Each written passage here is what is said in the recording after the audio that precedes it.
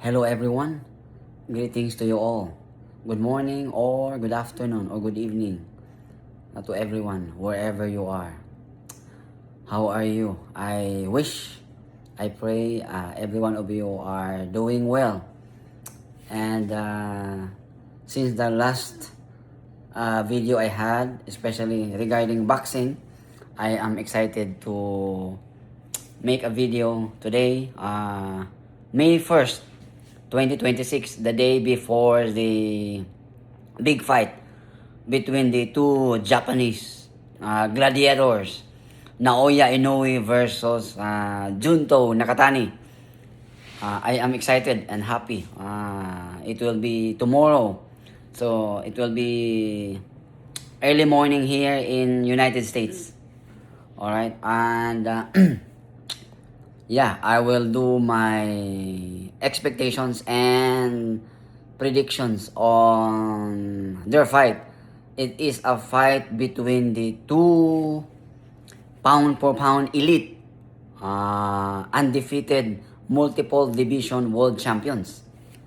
As you all know, Naoya Inoue is a 4 division champion, 2 division undisputed champion, while Junto Nakatani is a 3 division champion.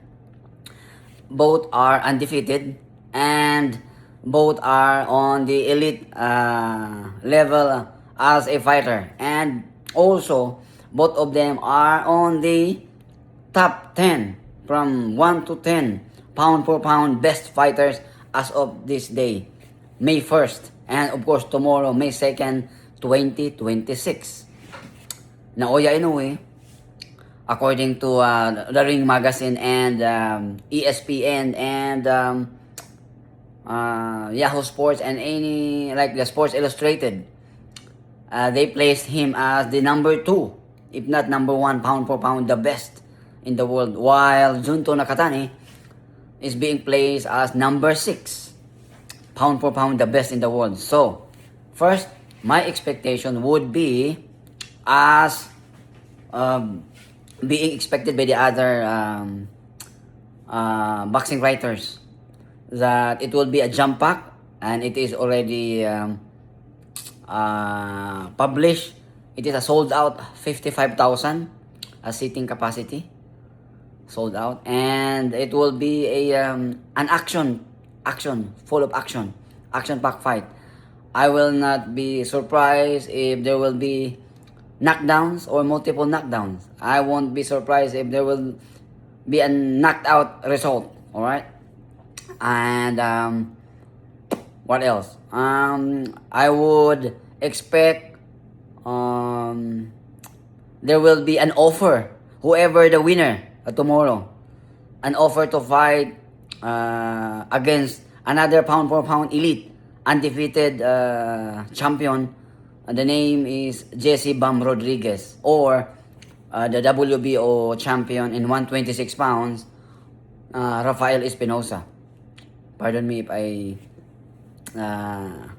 wrong. All right. What else?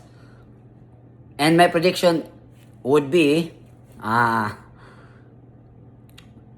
it will not last 12 rounds.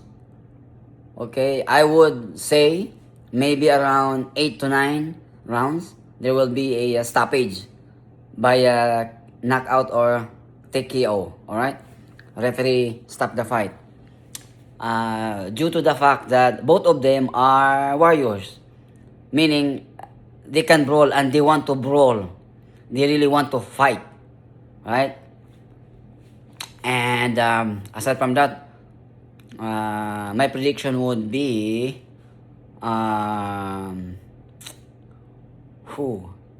the winner is going to be number 1, especially if it is Naoya Inoue.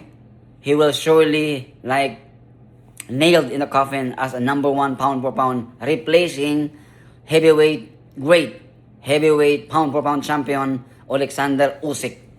So it will be Naoya Inoue. And my future expectation and prediction, it would be Naoya Inoue versus Bam Rodriguez, if He's going to win tomorrow. And I would say he will win against Junto Nakatani because of the experiences, not just the physicality attributes, no. Not because Junto is rich, longer in reach and height advantage, but because of the experience and the power, the punching power. We know that there are 32 wins, right? 32 wins undefeated.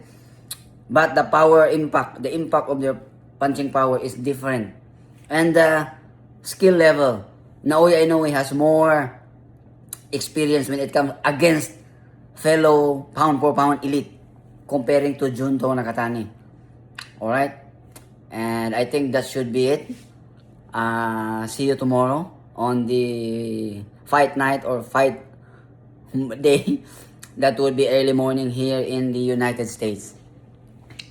Again, thank you so much for the support of my channel, Army Exercise. Until next time, blessings to you all. Army Strong Ho.